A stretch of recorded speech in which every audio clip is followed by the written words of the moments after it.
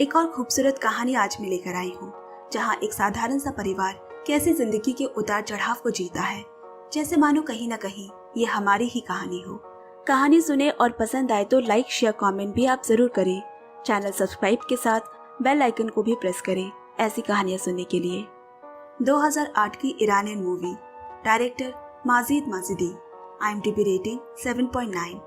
Tehran, Iran के एक छोटे से शहर से भी थोड़ी दूर एक छोटे से गांव में बसता है करीम, उसकी पत्नी नरगिस और उसके 3 बच्चे। वो एक शुतुरमुर्ग फार्म में काम करता है।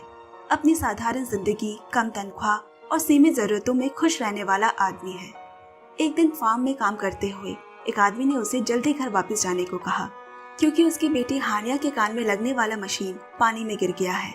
हानिया करीम की सबसे बड़ी बेटी है, उसे बचपन से ही सुनने में दिक्कत है। करीम जल्दबाजी में वहां पहुंचा। हानिया और कुछ बच्चे नीचे कम पानी वाले कुएं में झांक रहे हैं। पूछने पर हानिया बोली वो यहाँ बाकी बच्चों के साथ देखने आई थी कि क्या हो रहा है। उसका बेटा हुसैन और गांव के कुछ बच्चे घंटों तक उस कुएं के पानी में डूबे खड़े होकर हानिया का मशीन ढूंढ रहे हैं। हुसैन से पूछने पे कि वो लोग यहाँ क्या करने आए थे, तो हुसैन बोला इस कुएं को साफ कर हम लोग यहाँ मछली पालन करने का सोच रहे हैं।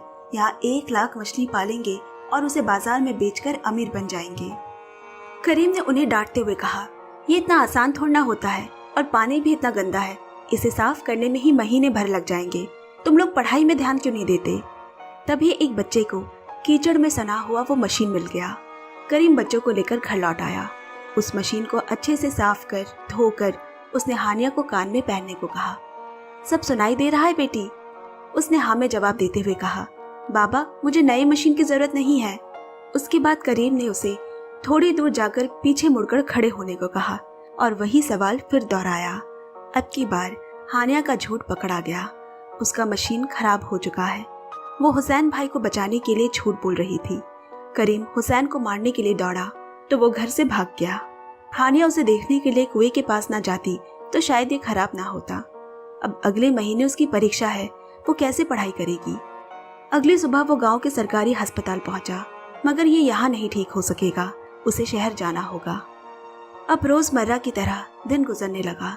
वो सुबह काम पर गया और शाम को बच्चे टीवी देखने की जिद करने लगे तो वो एंटीना लिए छत पर खड़ा है। थोड़ी देर सिग्नल आता और फिर चला जाता और उसे फिर जगह बदलनी पड़ती। उसने नीचे से गुजरते हुए नरगिस से कहा, सुनो, गर्मियों के दिनों में हम यहाँ छत पर सो सकते हैं जब बच्चे नीचे सो रहे होंगे। नरगिस शर्मा गई। तभी उसे करीम के कुर्ते पे एक धागे से लटका बटन दिखा। उसने आंचल फैलाकर उसे नीचे गिराने को कहा। बाद में इसे सील देगी, नहीं तो ये कहीं खो जाएगा। इतनी ही साधारण जिंदगी जीने का तरीका हम भूल चुके हैं। हमें समझने में देरी हो जाती है कि संतुष्टि और खुशी हमारे किरदार की तरह है, वो बाजार में खरीदी चीजों से नहीं मिल सकता। अगले दिन करीम को मालूम चला कि उनका मालिक आज शहर से आ रहा है। वो ऑफिस के बाहर अब्दुल्ला से बातें करने लगा, जो मालिक की निजी चीजों की देखरेख के लिए है। करीम बोला, मालिक जब आ जाए तो मुझे बताना, कुछ पैसे उधार चाहिए। अब्दुल्ला बोला, मगर तुम तो 10 दिन पहले भी कुछ पैसे ले गए थे। हाँ, पर हानिया के कान का मशीन टूट गया है, उसी के लिए चाहिए। करीम बोला, चलो, करीम के पास कहीं से तो उम्मीद है कि पैसे मिल जाएंगे। लेकिन उस दिन एक हादसा हो गया। कुछ घायल शुतुरमुर्ग को इलाज के लिए शहर ले जाने वाली गाड़ियों में भरते हुए सब मशरूफ हो गए और यहाँ करीम की देखरेख में एक शुतुरमुर्ग बाड़ी में से निकलकर उनकी आंखों के सामने भाग गया। सारे कर्मचारी उसे पकड़ने के लिए दौड़े।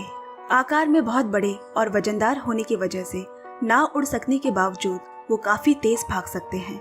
मीलों तक उसका पीछा करके भी नहीं पकड़ पाए। यहाँ तक कि करीम वापस आकर अपनी मोटरसाइकिल लेकर भी गया, फिर भी वो हाथ नहीं लगा। निराश वापस लौटते हुए उसे देख अब्दुल्ला बोला, आज तो मालिक नहीं आए, तुम चिंता मत करो, सब ठीक हो जाएगा। अब करीम घर आया और कुछ चीज अपनी गाड़ी के पिछली सीट पर बांधकर फिर से निकल गया। नरगिस उसे खिड़की से देख रही है। उसे वो थोड़ा परेशान दिख रहा है। करीम एक आखिरी बार उस शुतुरमुर्ग को ढूंढने निकला है। कई मील मोटरसाइकिल चलाने के बाद उसे एक जगह पर शुतुरमुर्ग के वहां होने के सबूत मिले। उसका एक टूटा हुआ अंडा और कुछ पंख जो झाड़ियों में इधर उधर अटके हुए हैं। करीम ने घर का लाया सामान निकाला और शुतुरमुर्ग की तरह आवरण लेकर घंटों यहाँ वहाँ भटकता रहा, कि कहीं वो उसे दूर से देखकर पास आ जाए, मगर ऐसा हुआ नहीं।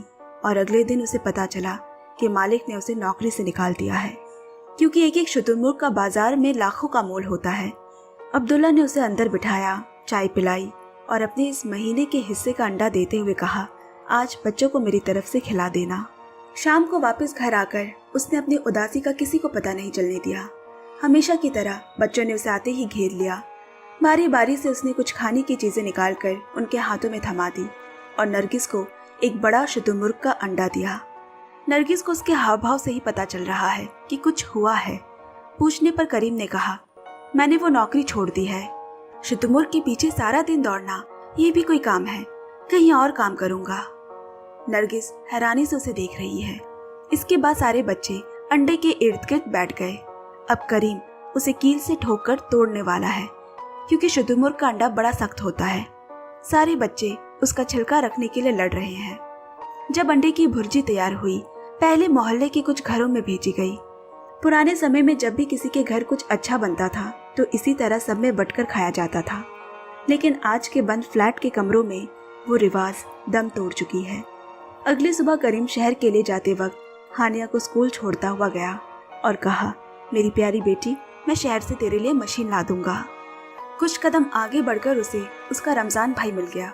उसकी ट्रक बीच रास्ते पे खराब हो गई है। मैकेनिक के पास छोड़ते हुए उसने बताया कि शुतुरमुर्ग का अंडा पहाड़ी के उस पार से किसी को मिला है। अब करीम मशीन दिखाने के लिए अस्पताल पहुंचा। वहां से भी कहा गया कि इसे ठीक करना मुमकिन नहीं होगा। नई मशीन के लिए नाम लिखवाना होगा जो मुफ्त में आती है, लेकिन 4 महीने लगेंगे। मगर करीम के पास इतना वक्त नहीं है। जिसमें वो आदमी बोला, बाहर से भी आप खरीद सकते हो पर महंगा आएगा। यही सोचते हुए करीम बाहर निकला कि तभी एक आदमी उसकी मोटरसाइकिल के पीछे आकर बैठ गया और बोला कि उसे फलाना जगह जाना है। पहले तो करीम को समझा नहीं, फिर जब वो आदमी उतरने को राजी नहीं हुआ और फोन पर बातें करने लगा तो करीम को वहीं से गुजरना था। उसने उसे वहां तक छोड़ दिया। उतरने के बाद जब उस आदमी ने पैसे दिए तब करीम को समझ आया कि यहाँ एक जगह से दूसरी जगह पहुँचाने का कारोबार भी चलता है। फिर उसे एक व्यापारी मिला जिसे 5 अलग अलग दुकानों पर रुककर माल का सैंपल पहुँचाना था, जिससे करीम की अच्छी कमाई हो गई। और फिर आखिरी यात्री को ऐसी जगह उतारा जहाँ कोई ऊंची इमारत बन रही है। नीचे उसे कुछ पुराने कबाड़ के बीच एक एंटीना दिखा। करीम बड़ी खुशी से घर ले आया और आते ही छत पर लगा दिया। उस शाम घर में बच्चों ने मिलकर मोटरसाइकिल को अच्छी तरह धोया। हर छोटी सी छोटी चीज जब हम एक साथ करते हैं तो वो मजेदार बन जाती है। लगभग 1-2 दिन में करीम को अंदाजा हो गया कि यहाँ कैसे काम करना है। कुछ ग्राहक अच्छे होते तो कुछ मंजिल पर पहुंचकर पैसे नहीं देते, तो कुछ ने पहर के नमाज पढ़ते वक्त उसके सामने शरबत रख दी। करीम घर लौटते वक्त बच्चों के लिए कुछ न कुछ लेकर जरूर जाता है। आज जब वो एक दुकान में गया, उसे वहां भी एक बड़ा सा अंडा दिखा। पूछने पर दुकानदार बोला, ये सजाने के लिए है, किसी को एक पेड़ के नीचे मिला था, इसके बदले वो 1 टिन तेल मुझसे ले गया। करीम को आते जाते वो शुतुरमुर्ग की खबरें मिलती रहती, जैसे वो कह रहा हो कि वो कहीं आस पास ही है। आज फिर वो उसी कंस्ट्रक्शन साइट के सामने पड़ी कबाड़ से एक खिड़की का फ्रेम ले जा रहा है। उसके घर की खिड़की दरवाजों पे दीमक लग रही है, उन्हीं को बदलने। वापस आए तो देखा फिर से हुसैन और बाकी बच्चे उस कुएं के पास कीचड़ निकाल रहे हैं। जैसे ही करीम को दूर से आता देखा, सारे बच्चे वहां से भाग गए। अब हर दिन भर की कमाई वो रात को नरगिस के हाथों में रख देता। वो हिसाब लगा रहा है कि इस तरह 3 महीनों में हम सारा कर्ज चुका लेंगे। इस धंधे से मैं ढेरों रुपए कमा सकता हूँ।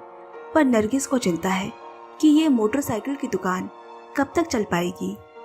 नरगिस ने जब हानिया के कान के मशीन का पूछा, वो भी मैं जल्दी ला दूंगा।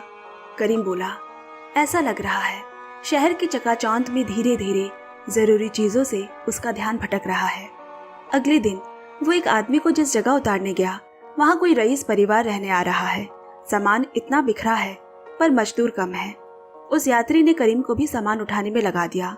पैसों की चिंता ना करे, वो तुम्हें मिल जाएगा। सीढ़ियों से सामान ले जाकर कमरे में रखते वक्त करीम की कमीज पीछे से फट गई। वो कई दिनों से एक ही कमीज पहन रहा है। आदमी ने उसे एक दूसरी कमीज दी जो नई तो नहीं है पर करीम के लिए नए से कम भी नहीं। करीम मुस्कुराते हुए कमीज के बटन बंद करते हुए सोच रहा है, ये रंग मुझ पर कितना जच रहा है। धीरे धीरे एक एक चीज इकट्ठा करते करते करीम ने पूरा आंगन भर दिया। वो परिवार के लिए दुनिया भर की चीजें बटोरने में लगा हुआ है, ऐसी चीजें भी जिसका कोई इस्तेमाल नहीं।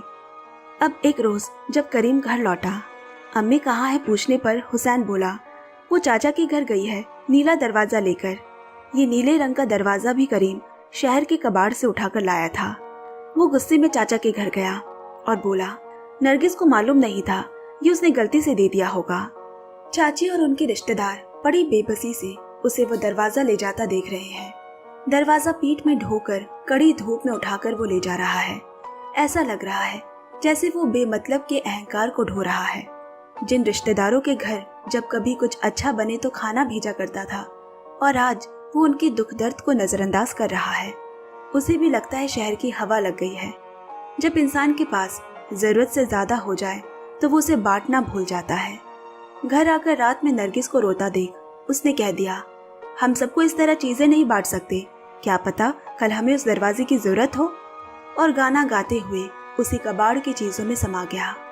अगले दिन उसे एक जगह काम मिला जहां महंगी बिजली से चलने वाले चीजों को शहर के बीच किसी शोरूम में ले जाना है। करीम के मोटरसाइकिल में भी एक फ्रिज बांध दी गई और ऐसा लग रहा है जैसे पूरे मोटरसाइकिल का कारवां रोड पर निकल पड़ा है। इस बीच रास्ते में करीम की मोटरसाइकिल बंद पड़ गई। जब तक उसकी गाड़ी पटरी पर लौटी सारे निकल चुके थे। उसने इधर उधर ढूंढने की कोशिश की, मगर वो समझ नहीं पाया कि किस तरफ जाना है, और आखिर में वो उस फ्रिज को लेकर घर आ गया। बच्चे नए फ्रिज आने की खुशी में बेहद खुश हैं। देर रात में आंगन में बैठे करीम सोचने लगा कि अब वो आगे क्या करेगा। उसके मन में लालच घर कर रहा है।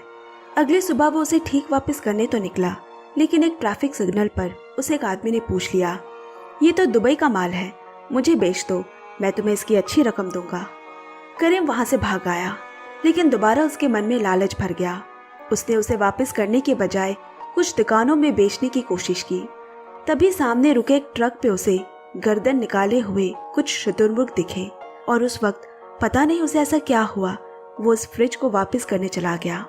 शायद इसीलिए क्योंकि जब शुतुरमुर्ग पालने का काम करता था तो 2 वक्त की रोटी ईमानदारी की खाता था और नींद अच्छी आती थी। जहां से माल उठाया था उसने वहां सामान वापस कर दी, जिसपे उसके मालिक ने बड़ी तारीफ की और मेहनत मजूरी के अलावा कुछ बख्शीश भी दी। अब घर लौटते वक्त उसे रुके हुए ट्रैफिक सिग्नल पर एक बच्ची दिखी जो सबको दुआ दे रही है। करीम ने कमीज के पॉकेट में हाथ डाला उसे कुछ पैसे देने को, मगर सारे नोट बड़े हैं। उसने उतरकर कुछ लोगों से खुला भी करवाने की कोशिश की, मगर तब सिग्नल ने हरी बत्ती दिखा दी और उसे बिना कुछ उस बच्ची को दिए जाना पड़ा। आगे जाकर उसने देखा कि रोड किनारे उसी के बच्चे हुसैन और हानिया फूल बेच रहे हैं। गुस्से में तिलमिलाते हुए उसने सड़क पार की और चिल्लाने लगा, क्या मैंने कोई कमी छोड़ दी जो तुम लोग सड़क पर उतर आए? और सारे फूल फेंक दिए। उसे देखकर हुसैन तो दोस्तों के साथ भाग गया। बेचारी हानिया को मार पड़ी। उसे वो मोटरसाइकिल पर घर ले आया। अब घर में नरगिस बच्चों का बेच बचाव कर रही है। हुसैन मछलियों के लिए पैसे इकट्ठे करने के लिए फूल बेच रहा है। करीम बोला, आज ही मैं वो कुआं जाकर तोड़ देता हूँ, ना रहेगा बाज ना बजेगी बांसुरी।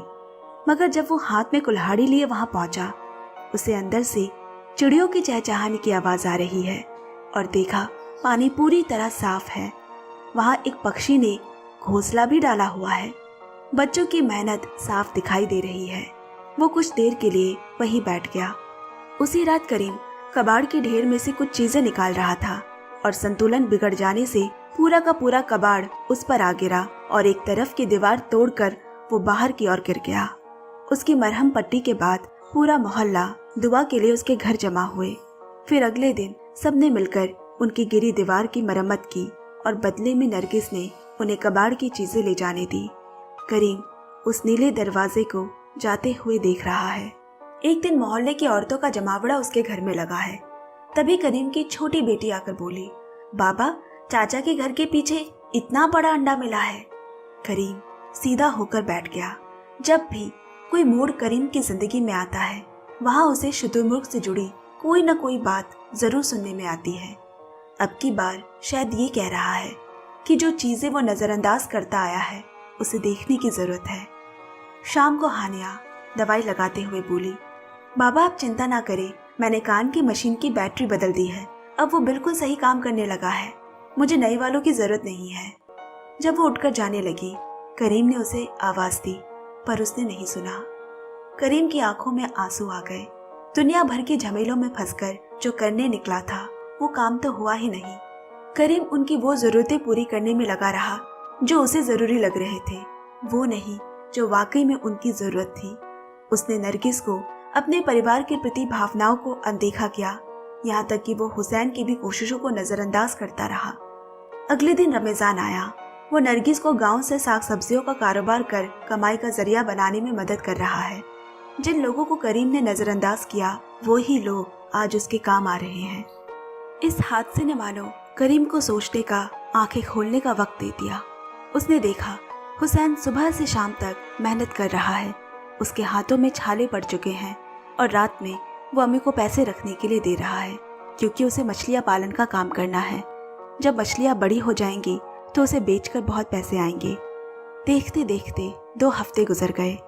आज रमजान की गाड़ी में करीम भी अस्पताल जा रहा है, टूटी टांग के एक्सरे रिपोर्ट दिखाने।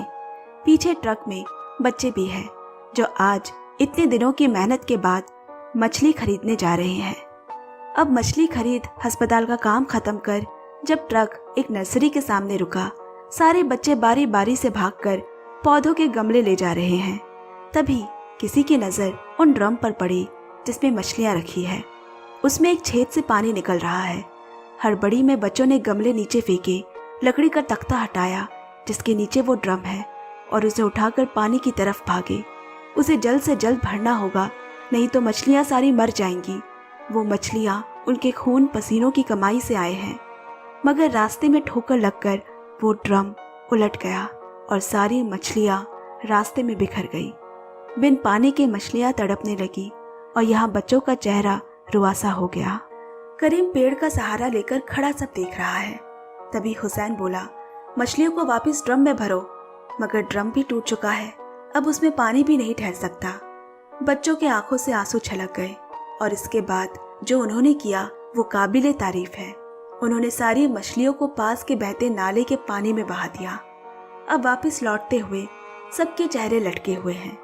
तब करीम ने उनका मन बहलाने के लिए एक गीत गाना शुरू किया, जिससे उन बच्चों के चेहरे पर मुस्कान छा गई। जिंदगी की कठिनाइयों को हमें इसी तरह अपनी मुस्कुराहट से जीतना होगा। हुसैन एक मछली को बचाकर लाने में कामयाब रहा और गांव पहुंचते ही वो कुएं में उस मछली को छोड़ने पहुंचा और इसी पे खुश हो गया कि आखिर कुछ तो ला पाए। अब इधर गांव के यासीन की बेटी हिना का निकाह होने वाला है। नरगिस बाकी औरतों के साथ मिलकर उसके जोड़े में सितारा बिठा रही है और सोच रही है, इसी तरह तो एक दिन हमारी हानिया की भी बारात आएगी। अगले दिन करीम के पिछले काम से एक दोस्त उसे बताने आया कि वो जो शुतुरमुर्ग भाग गया था अपने आप आज सुबह खेमे में वापस आ गया है। सभी बहुत खुश है और मालिक ने तुम्हारे लिए ये तोहफा भेजा है। शायद तुम अब जल्दी काम पर लौट सकोगे। पैर ठीक होने पर करीम शुतुरमुर्गों को देखने वापस गया। उन्हें देख उसका विश्वास वापस कायम हो गया कि अब सब ठीक हो जाएगा। और इसी के साथ ये कहानी यही खत्म होती है। अब विदाई लेती हूँ, नई कहानी सुनाने फिर आऊंगी। तब तक इस वीडियो को ढेर सारा प्यार देते रहिएगा। Bye bye, love you and take care.